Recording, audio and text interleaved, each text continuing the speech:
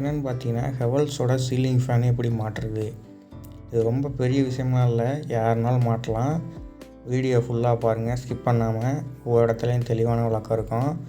இந்த ஒரு ஒயர் எடுத்துருக்கிறது வேறு ஒன்றும் இல்லை, நாங்களே அது வரும்போது இதெல்லாம் எடுத்துருந்துச்சு, அதை ஒயரை நம்ம மேலே கொடுத்துக்கலாம். நீங்கள் அது கரெக்டாக இருக்கும். இதுக்கு தேவையானு பார்த்தீங்கன்னா, கட்டிங் பிளேயரு, ஒரு இண்டிகேட்ரு, ஒரு ஸ்க்ரூ ட்ரைவரு, இந்த இருந்தால் போதும். பார்த்தீங்கன்னா, அந்த நான் ஜாயின் பண்ணுற ஒயர் வந்து அதில் கலண்டுருந்தனால நான் இது பண்ணிக்கிறேன். நீங்கள் பார்த்தீங்கன்னா, அது ஒயரிங்லாம் அதில் வேலையே கிடையாது. ஒயரிங் அப்படியே வந்துருக்கு, நீங்கள் எதுவும் மாற்றலாம் வேணாம். டேரெக்டாக அப்படியே 2 ஒயர் மட்டும் இந்த சைடு இருக்க 2 லீடில் கொடுத்தீங்கன்னாவே ரன் ஆக ஆரம்பிச்சிடும். வேறு பெரிய வேலையெல்லாம் கிடையாது இதுக்கு. மெயின் பார்த்தீங்கன்னா, அதுக்கு 3 ஜாமான் இருந்தால் போதும். Cutting player, screw driver, indicator. இதில் உள்ள நட்லாம் கழட்டும் போது அதில் உள்ள வாசரை மிஸ் பண்ணிடாதீங்க, ரொம்ப முக்கியம். நம்மளோட இன்னொரு வீடியோவான அந்த ஸ்மார்ட் ஃபேனு அட்டாம்பர் கம்பெனியோட ஃபேன் வீடியோ வந்து டிஸ்கிரிப்ஷனில் இருக்குது, கீழே வீடியோ கீழே செக் பண்ணி பார்த்துக்கோங்க. ஃபஸ்ட்டு கமெண்ட்லேயே இந்த லிங்க்கு கொடுக்குறேன், செக் பண்ணி பாருங்கள், பார்க்காதவங்க பார்த்துக்கோங்க. லீஃப் மாட்டுறதுக்கு முன்னாடி அந்த ஸ்க்ரூவை கலட்டும் போது வாசரை மிஸ் பண்ணிடாதீங்க, வாசர் ரொம்ப முக்கியம். ஃபேன் லீஃப் ரன் ஆகும்போது கலராமல் இருக்கிறதுக்கு அது முக்கியமான ஒன்றா இருக்கும். அதனால் அதை மிஸ் பண்ணிடாமல் வச்சுக்கோங்க. அடுத்து பார்த்தீங்கன்னா, நம்ம பாருங்கள், அடுத்தது இதோட லீஃப் எடுத்துக்கலாம். இது வந்து 900 mm ஃபேனு, அதனால் லீஃபு கொஞ்சம் சின்னமாக இருக்கும். இதோட லீஃப் வந்து ஸ்க்ராட்ச் ஆகாமல் கொஞ்சம் பார்த்து எடுத்துக்கோங்க. ஸ்க்ராட்ச் ஆச்சுன்னா ரொம்ப அசிங்கமாக இருக்குங்க ஃபேனு, ஐவரி கலர் அப்படியே தெரியும். அதனால் கொஞ்சம் ஸ்க்ராட்ச் ஆகாமல் பார்த்துக்குங்க. இந்த வாஷர் ரொம்ப முக்கியம், இந்த வாஷரை மிஸ் பண்ணிடாமல் போட்டுக்கோங்க. அதே மாதிரி ஃபேன் லீஃபில் ஒரு வாஷர் ஒன்று இருக்கும், அந்த வாஷரையும் மிஸ் பண்ணிடாதீங்க. கீழே இருக்கும் ரப்பர் மாதிரி, அதையும் மிஸ் பண்ணிடாதீங்க, அதுவும் ரொம்ப முக்கியமான ஒன்று. அதெல்லாம் ஃபேனோட அந்த லீஃபை வந்து நகராமல் அப்படியே ரொம்ப டைட்டாக வச்சுக்கிறக்காக, கலராமல் வச்சுருக்காண்டி கொடுக்குறது. ஸ்க்ரூ போடும்போது 2 ஸ்க்ரூவையும் ஆஃப் டைட் வச்சுட்டு அப்புறமாக்கி டைட் வைங்க. 2ஐயும் ஒட்டுக்க ஃபுல்லாக ஒன்று டைட் வச்சுட்டு அப்புறம் ஒன்று டைட் வைக்காதீங்க. 2 ஸ்க்ரூவையும் ஒன்றா லைட்டாக டைட் வச்சுட்டு அதுக்கப்புறமா 2 ஸ்க்ரூவையும் ஒட்டுக்க டைட் வைங்க. ஒரே ஸ்க்ரூ ஒரு டைம் ஃபுல்லாக டைட் பண்ணிவிட்டு திருப்பி இன்னொரு ஸ்க்ரூ போட்டிங்கன்னா கிராஸ் த்ரெட்டை விழுந்துடும். அப்போ ஃபேனோட அந்த த்ரெட்டெல்லாம் அடியாயிரும், ஃபேனே வேஸ்ட்டாக போகிறதுக்கு வாய்ப்பு இருக்குது. ஃபஸ்ட்டு எடுத்தோடனே ஒரு ஸ்க்ரூவை பாதியாக ஃபேன் லீஃபை வச்சுட்டு ஒரு ஸ்க்ரூ நான் மாட்டுற மாதிரி ஒரு ஸ்க்ரூ பாதியாக டைட் பண்ணிக்கோங்க. அடுத்து ஒரு ஸ்க்ரூ எடுத்து கரெக்டாக அந்த ஹோல்ஸரை செட் பண்ணிவிட்டு அடுத்து ஒரு ஸ்க்ரூ பாதியாக டைட் பண்ணிக்கோங்க கையில். அப்புறம் 2 ஸ்க்ரூவையும் ஒட்டுக்க டைட் வச்சுருங்க, பிரச்சனை இருக்காது. ஃபுல்லாக டைட் வச்சுக்கோங்க.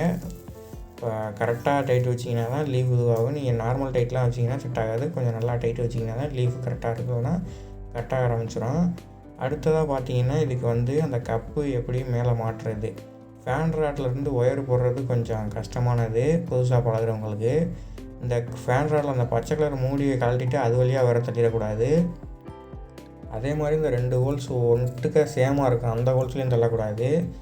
இந்த மாதிரி பண்ணிங்கன்னா தான் கரெக்டாக இருக்கும். கீழே அதே மாதிரி தனியாக ஒரு ஹோல்ஸ் இருக்கும், அது வழியாக அந்த ஒயரை எடுத்துக்கோங்க.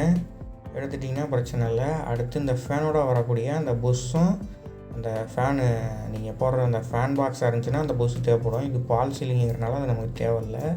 இந்த பாக்கெட்டில் ஒரு புஷ்ஷும் அந்த எக்ஸ்ட்ரா வர அந்த ஃபேனுக்குள்ள ராடுக்கு போடுற ஸ்க்ரூவும் இருக்கும், அதை எடுத்துக்கோங்க. அது ரொம்ப அதில் பார்த்தீங்கன்னா ஒரு பின்னு மாதிரி ஒன்று கொடுத்துருப்பாங்க. இந்த புஷ்ஷு பார்த்தீங்கன்னா எதுக்குன்னா, நம்ம ஃபேன் பாக்ஸில் ஃபேனை மாட்டுறோம் அப்படின்னா இதை நம்ம யூஸ் பண்ணிக்கலாம், நமக்கு தேவையில்லை. இது பார்த்திங்கன்னா அந்த ராடையும் ஃபேனையும் கனெக்ட் பண்ணக்கூடிய ஒரு போல்டு. இதில் உள்ள அந்த சேஃப்டி பின்னு ரொம்ப முக்கியம், அதையும் மிஸ் பண்ணிடாதீங்க. இல்லைன்னா கூட ஒரு சின்ன கட்டு கம்பி ஏதாச்சும் ஒரு கம்பியை வளைச்சி அதில் போட்டுவிட்டுருங்க. இல்லைனா ஊக்கு இருந்தாலும் கூட அதில் போட்டு விடலாம் அந்த ஹோல்ஸில். இது ஃபேன் நட்டு கலண்டு வராமல் இருக்கிறதுக்கு ஒரு பெரிய இதாக இருக்கும். ஃபேனை காப்பாற்றிறதுக்கு நமக்கு நம்மளையும் காப்பாற்றுறதுக்கு அது ரொம்ப முக்கியமானது. இந்த ராடை வச்சுட்டு ஒரே மாதிரி ஹோல்ஸ் இருக்கிறதுல அப்படியே விட்டிங்கன்னா ஈஸியாக வந்துடும். அப்படியே அந்த சேஃப்டி இதெல்லாம் போட்டு நட்டை போட்டுட்டு கட்டிங் பிளேயர் இல்லைனா ஸ்பேனர் இருந்துச்சுன்னா அதை போட்டு டைட் பண்ணிவிடுங்க.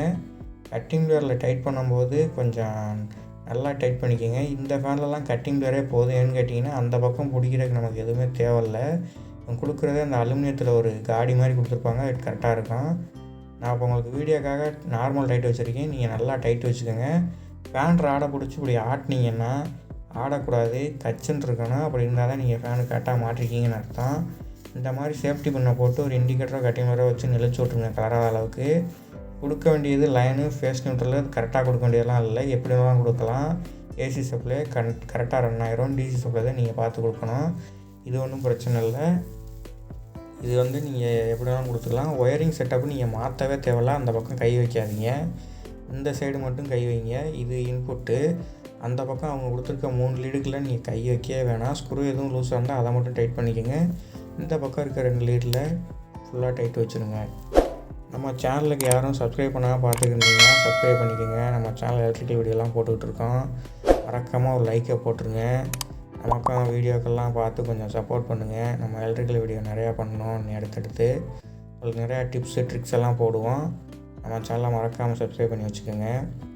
எல்லாம் மாட்டிங்கன்னா அப்படியே மாட்டிக்க வேண்டியதான். இந்த வீடியோ பிடிச்சிருந்தா ஒரு லைக்கை போட்டு போயிருங்க நண்பா. அடுத்த வீடியோ மறக்காமல் சர்ப்ரைஸ் பண்ணுங்கள். தேங்க்யூ.